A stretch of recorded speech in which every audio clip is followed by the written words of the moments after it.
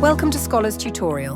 Let's decode a two-letter code question. In this question, each image is given a two-letter code, and we need to identify the two-letter code for the last image. Tile 1 is C inside D, CD. Tile 2 is D inside I, DI. Tile 3 is I inside X, IX. Each box shows an inner icon and an outer shape. The two-letter code lists the inner icon first, then the outer shape. C represents star, D represents the square, I represents hexagon, X represents triangle. The same rule applies to the fourth figure. The inner icon is the star, that's letter C, and the outer shape is the triangle, letter X.